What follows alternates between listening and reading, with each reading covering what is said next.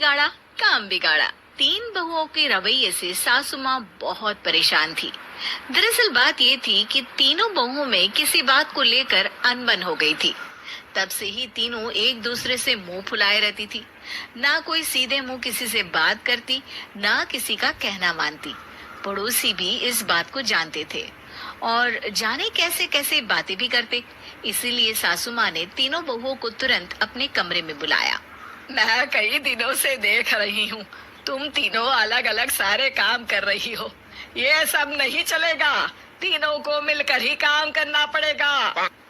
सास की बात सुनकर एकदम से बड़ी बहू बोल उठती है। नहीं मम्मी जी, मैं इन दोनों के साथ कुछ नहीं कर सकती। मैं इस घर की बड़ी बहू हूँ, फिर भी ये मेरा कहना बिल्कुल भी नहीं मानती। अरे जेठानी जी, जानबूझकर मुझे डबल काम करवाती है आप, और छोटी मुझसे टेढ़े मुंह ही बात करती है। इन दोनों के बीच हमेशा सैंडविच बन जाती है मेरी, और मैं हमेशा आलू की तरह बीच में मसली जाती हूँ।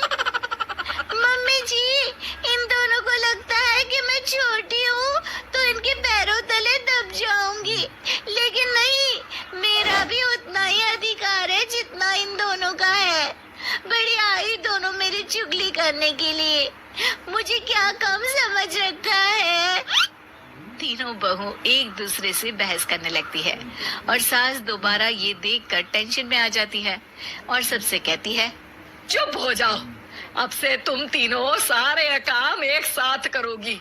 आंख बंद करके एक दूसरे की बात सुनोगी।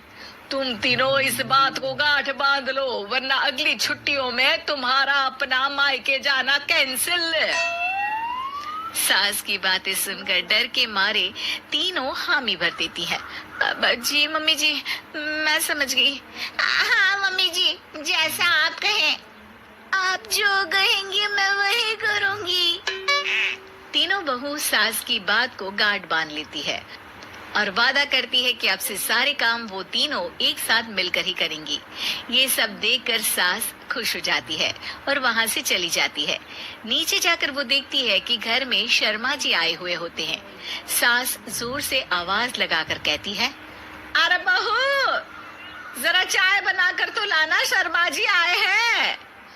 सास की बात सुनकर तीनों बहू तुरंत किचन की ओर भागती है और चाय बनाना शुरू कर देती है। मुझे तो एकदम मसाले वाली कड़क चाय पसंद है, तो हम शर्मा जी के लिए मसाले वाली चाय ही बनाएंगे। अरे नहीं दीदी, गर्मी के मौसम में मसाला चाय कौन पीता है? मैं तो शर्मा जी के लिए इलायची वाली चाय ही बनाऊंगी। ये कैसी बात कर रही हैं आप दोनों? मेरी मम्मी ने सिखाया है कि मेहमान को ज्यादा दूध और शक्कर वाली चाय देनी चाहिए, वरना वो घर वालों को कंजूस समझते हैं। तो मैं तो शर्मा जी को ऐसी ही चाय दूंगी। तीनों बहुएं अपने अपने तरीके से चाय में शक्कर, मसाला, पत्ती सब डाल देती है। उबलने के बाद तीनों मिलकर चाय बाहर लेकर जाती है और शर्मा जी और सासू माँ को देती है। चाय पीने के बाद शर्मा जी सासू माँ को देखकर शर्मा जाते हैं और शर्मिंदा महसूस करते हैं कि आखिर उन्होंने चाय पीने के लिए हामी क्यों भरी।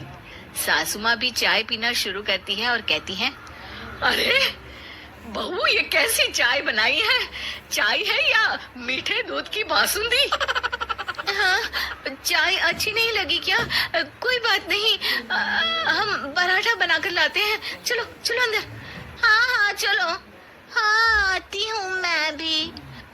नहीं नहीं, मेरा पेट चाय ने ही चौपट कर दिया, वही काफी है। पराठे से पोपट नहीं करवाना, मैं तो चलता हूँ। शर्मा जी चुपचाप पतली गली से निकल जाते हैं। अगले दिन सास बहुओं से कहती है, अरे बहू, जाओ जाके ऊपर के गेस्ट हाउस की सफाई कर दो। कल हमारे यहाँ मेरे दूर के रिश्तेदार आने वाले हैं, तो पूरे कमरे को चमका देना, समझी? तीनों बहू सास की बात को मानकर ऊपर सफाई करने चली जाती हैं और तीनों कमरे की सफाई चालू कर देती है। बड़ी बहू मकड़ी के जाले साफ करती है, तो बीच वाली झाड़ू लगाना और छोटी वाली सर्फ डालकर जमीन धोना शुरू कर देती है। अरे दीदी, जेठानी जी, अभी मैंने पूरी फर्श धोई और आप फिर से धूल नीचे गिरा रही हैं। और मछली जेठानी जी, आप बिना झाड़ू की धूल यहाँ छटक रही हैं। अरे तीनों को साफ करना है, एक साथ सफाई करते हैं ना। अरे वही तो, हम साथ साथ हैं, घर साफ साफ है।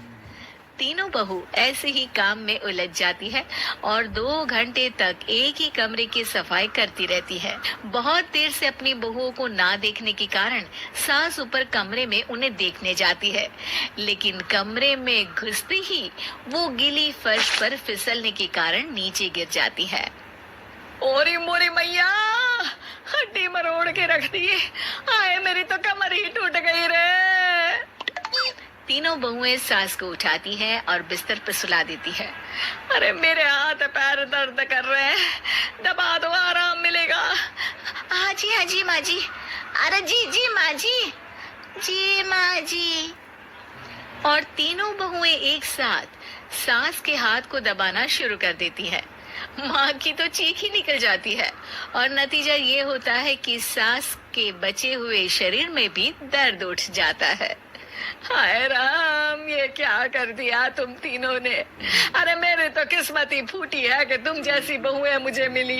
हे भगवान, पूरे शरीर में दर्द बढ़ गया है। अब तो पता नहीं कि चल भी पाऊंगी या नहीं। माफ करो, मुझे गलती हो गई मुझसे कि तुम तीनों को एक साथ काम करने के लिए बोला। सोचा था तीनों मिलके अच्छे से काम करेगी, लेकिन बड़े बुजुर्ग सही कहते थे कि 3 तिगाड़ा काम बिगाड़ा। तुम लोगों ने ये बात ना आज साबित करके दिखा दी। तुम तीनों को तो समझाना यानी मानो भैंस के आगे बीन बजाना है। तुम्हें अकेले अकेले काम करना है ना, तो अब से तुम अकेले ही अपना अपना काम करो। तीनों बहुएं वहां से जाने लगती है। अरे कहाँ जा रही हो? आप ही ने तो कहा कि अपना अपना काम करो, तो मुझे मुल्तानी मिट्टी लगानी है। अरे मुझे भी तो नेल पॉलिश लगानी है। मुझे ना मेहंदी लगानी है। सास अपना सर पीट लेती है और कहती है, अरे मुझे भी लगाना है कुछ।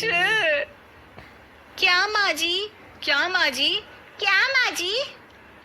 तुम्हारे घर वालों को फोन तुम्हारी हरकतें बताने के लिए।